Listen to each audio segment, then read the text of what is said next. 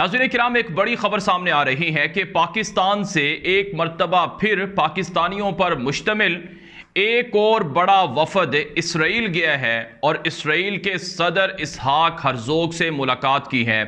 जी हाँ नाज़रीन किराम, ये खबर सामने आ रही है, ये रिपोर्ट सामने आ रही है और इसको इसराइल के अखबारात ने रिपोर्ट किया है। इस तरह के निज़ाम और किस तरह की बातें हो रही हैं। इंडिया 75 साल बाद G20 जो है उसको होस्ट कर रहा है और हम 75 साल इस बात में गुजार दिए हैं कि आर्मी चीफ किन्ने लाना तो किन्ने नहीं लाना। फाड़ लो इन्होंने सियासतदानों ने हमारी जो है ना वो कर दी है और फ्लड्स वैसे आए हुए हैं, डॉलर वैसे ऊपर चढ़ रहा है, लेकिन कोई किसी को परवाह नहीं है। अब इंडिया जब G20 को बिठाएगा तो जाहिर बात है किस चीज की बात करेगा, जिसमें जैसे ये एक कलेक्टिव वो आइडिया लेके चल रहे हैं। और ये एक मैं बात बताऊं आपको, दिस इज वेयर कि इंडिया वो जैसे कहते हैं ना एक जंप लेगा। विश्व भर से एक के बाद एक फटकार पे फटकार खाने के बाद दुनिया में कई जगहों पर जो है कटोरा लेकर जाना, वहाँ से कटोरे के समेत ही वापस भगा दिए जाना, इन सब के बाद भी हार मानना तो पाकिस्तानियों के उनके है ही नहीं। उनकी जो लिस्ट होती है ना पूरी सब कुछ है, उसमें बेशर्मी और हार मानना ये तो है ही नहीं। अब इसराइल के पास, और इसराइल के पास भी ये दूसरी बार गए हैं जब से ये शहबाज शरीफ की सरकार आई है, उसके बाद से ये दूसरा डेलीगेशन। पहली बार में तो अगर याद हो आपको वीडियो भी डाले तो उसमें बहुत बेइज्जती हुई थी। बाकायदा इसराइल ने प्रेस कॉन्फ्रेंस करके पूरी दुनिया को बताया था कि देखो ये यहाँ पर मुंह उठा करके भीख मांगने आ गए।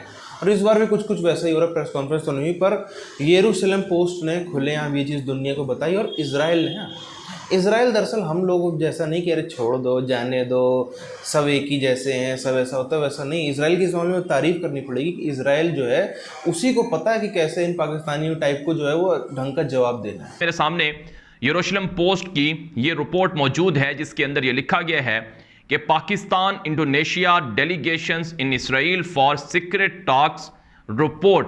और ये बाकायदा रिपोर्ट जो है ये मंडे को पब्लिश हुई है। इस यरूशलेम पोस्ट की रिपोर्ट में कहा गया है कि diplomatic delegations from Pakistan and Indonesia are both in Israel for secret visit this week, Israel based I-24 news reported on Monday. ये बाकायदा रिपोर्ट हुआ है इसराइल के मशहूर अखबार यरूशलेम पोस्ट के अंदर। नसीम अशरफ है, इसके बारे में लिखा गया है कि ये फॉर्मर मिनिस्टर ऑफ स्टेट था इन former prime minister Imran Khan government, कि ये इमरान खान की हुकूमत में ये फॉर्मर मिनिस्टर था जो कि इस वफद को लीड कर रहा था। हालांकि ये सरासर मिसलीडिंग है, ये सरासर झूठी बात है। ये जो नसीम अशरफ था जो इस डेलीगेशन को लीड कर रहा था, इसके बारे में मैं आगे चलकर आपको बताऊंगा, ये इमरान खान की हुकूमत में किसी भी ओहदे पर नहीं था। ये इसराइल के अखबार ने सरासर झूठ पर मबनी ये बात लिखी है। बल्कि पिछले 5 महीनों से जब से शहबाज शरीफ की PDM की हुकूमत है जिसमें मौलाना फजलुर रहमान, आसिफ जरदारी और बाकी लोग हैं, ये दूसरी मर्तबा एलानिया पाकिस्तान से एक वफद इसराइल गया है और बाकायदा इसने अपने दौरे को ऑन भी किया है। एक इदारा बनाया गया है शराका, जो कि मुत्तहिदा अरब इमारात के साथ मिलकर बनाया गया है, जो इसराइल के साथ है उन मुल्कों की दोस्ती के लिए काम कर रहा है जो कि मुसलमान मुल्क हैं, जो कि इसराइल को तस्लीम नहीं करते। अब नाज़रीन किराम, इसराइल एक इब्राहिम अक्काड के नाम से एक मुहिम चला रहा है कि इत्तिफाकियात इब्राहिम के ज़रिए से मुसलमान मुल्कों को यहूदियों से यानी इसराइल से ताल्लुकात कायम करने चाहिए। लेकिन जो मुसलमान हैं वो इसराइल के बारे में एक नज़रिया रखते हैं और उनका यकीदा है कि इसराइल एक गैर कानूनी रियासत है जिसने फ़लस्तीनियों की ज़मीन पर कब्ज़ा करके अपनी रियासत बनाई है। और इस वक्त भी रोज़ाना फ़लस्तीनियों पर हमले होते हैं, फ़लस्तीनियों पर जुल्म होता है और फ़लस्तीनियों की ज़मीनों पर कब्ज़े होते हैं। क्या ऐसे मुल्क के साथ ताल्लुकात कायम होने चाहिए? इसी वजह से मुसलमान किसी भी सूरत इसराइल को तस्लीम करने के हक़ में नहीं है। लेकिन बहरहाल 4 अरब मुल्क हैं जो इसराइल को तस्लीम कर चुके हैं, जिनमें मुत्तहिदा अरब इमारात है, बहरीन है, मराकश है, सूडान है। और इसी तरह से इसराइल सीक्रेट राब्ते सऊदी अरब से भी शुरू कर चुका है।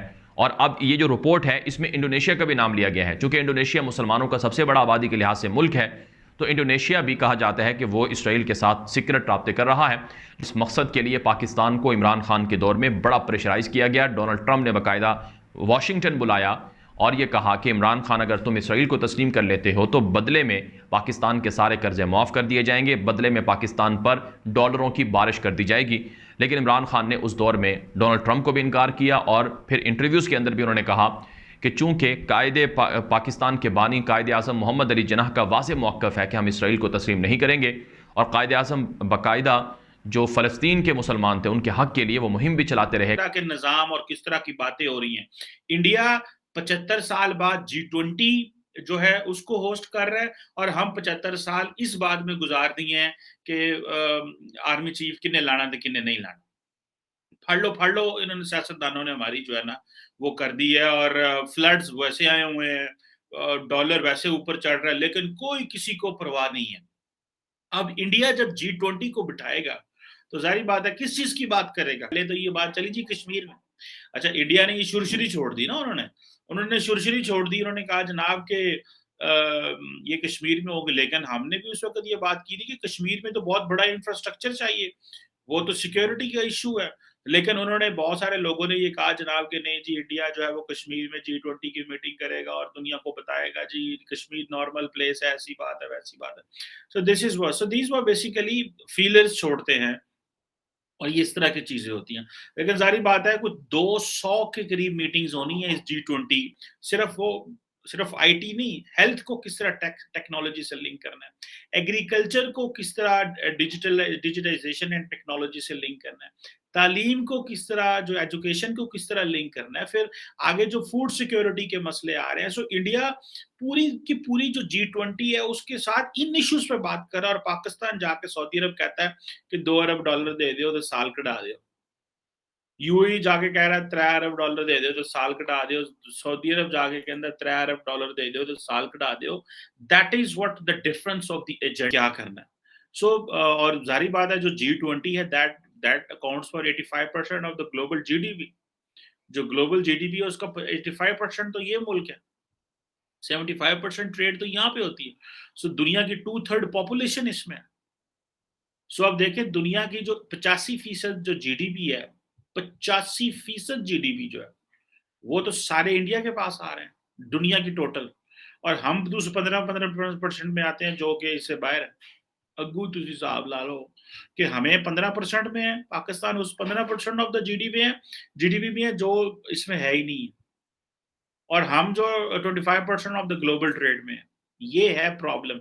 This is what is required, this is what is needed.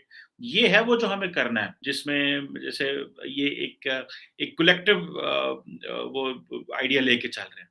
और ये एक मैं बात बताऊं आपको, दिस इज वेयर कि इंडिया वो जैसे कहते हैं ना, एक जंप लेगा। ये सीन सिर्फ पाकिस्तान के साथ में नहीं है, जितने थे लाइन से अरब देशों में अगर हम बात करें तो जितने थे लाइन से जो चीखते रहे, चिल्लाते रहे इतने सालों तक, बल्कि इतने दशकों तक कि नहीं, हम नहीं तस्लीम करेंगे, हम जो है वो नहीं रिकॉग्नाइज़ करेंगे, मान्यता नहीं देंगे इजराइल को। अब जो है सब के सब बुला बुला के पिछले 1 साल में हमने देखा, क्या सऊदी, क्या तुर्की, क्या और कोई इस्लाम के ठेकेदार बनने वाले देश, सब ने जो है ग्रैंड वेलकम कराया है इजराइल के प्रेसिडेंट। अब हालांकि इजराइल में भी थोड़ी सी पॉलिटिकल अनस्टेबिलिटी है, वहाँ पे भी सरकार अगर हम देखें तो पिछले जो 2-3 सरकारें बनी वो बहुत ज़्यादा लंबे अरसे तक नहीं चल पाई। पर इन सब के बावजूद भी एक चीज़ हमने इजराइल की पॉलिटिक्स में देखी है, पक्ष हो विपक्ष हो, on the point of religion, यहूदी धर्म के नाम पर सबका एक स्टैंड है। उसमें फिर वो कोई भी वहाँ पे झगड़ा झड़पबाजी होती नहीं। अगर आपको याद हो, जब पिछले साल की बात है, जब पूरा अल-अक्सा वाला विवाद हुआ था, जब तकरीबन 12-14 दिनों तक, पिछले साल ये अप्रैल मई के टाइम की बात है, जब 12-14 दिनों तक बाकायदा इजराइल की तरफ से हमले होते रहे, उधर से फ़िलिस्तीन की तरफ से भी छुटपुट हुए, हमास की तरफ से मिसाइल मारी जाती है, ये सब चलता रहा। तब उस टाइम पे सत्ता ट्रांसफ़र हो रही थी, बेंजामिन नेतन्याहू से इधर पे नए प्रेसिडेंट के पास में सत्ता आ रही थी। पर जो स्टैंड जो नई सरकार आई उसने बिल्कुल भी क्रिटिसाइज़ नहीं किया कि ये क्या कर दिया इन्होंने, हाय। उन्होंने खुलेआम कहा कि बहुत अच्छा काम करके गए हैं, जाते जाते उनकी स्पेशली तारीफ़ करी। अब ये सब चीज़ें आप कभी भी भारत में एक्सपेक्ट नहीं कर सकते हो कि भारत में कुछ इस तरीके का आतंकवादियों के खिलाफ ऑपरेशन चलाया जाए, या कुछ इस तरीके का भारत के दुश्मन के प्रति कुछ भी किया जाए और जो दोनों विपक्ष वाले लोग हैं वो हो जाए। यहाँ पर तो सवाल पूछ लिए जाते हैं कि मेरे को प्रूफ दो सर्जिकल स्ट्राइक का। यहाँ जैसे दरअसल नेता ना, वहाँ पर नहीं। यही एक बहुत बड़ा कारण है इजराइल हमको इस तरीके का उसका रुतबा बढ़ता हुआ नज़र आ रहा है, क्योंकि पॉलिटिक्स जो है वो है, पॉलिटिक्स बिल्कुल होगी, एक दूसरे की पॉलिसीज़ को बेइज्जत करेंगे, एक दूसरे की पॉलिसीज़ को चैलेंज करेंगे, क्वेश्चन करेंगे, पर on the basis of religion या on the basis of nationalism, राष्ट्रहित के नाम पे, राष्ट्रवाद के नाम पे, राष्ट्रीय सुरक्षा के नाम पे या फिर धर्म के नाम पर, वहाँ पर एक भी बात खिलाफ की नहीं सुनी जाएगी, उसको बीच में पॉलिटिक्स का नहीं लाया जाएगा, उसमें सब एक हैं। इसीलिए आप देखो ये नतीजे निकल के आते हैं।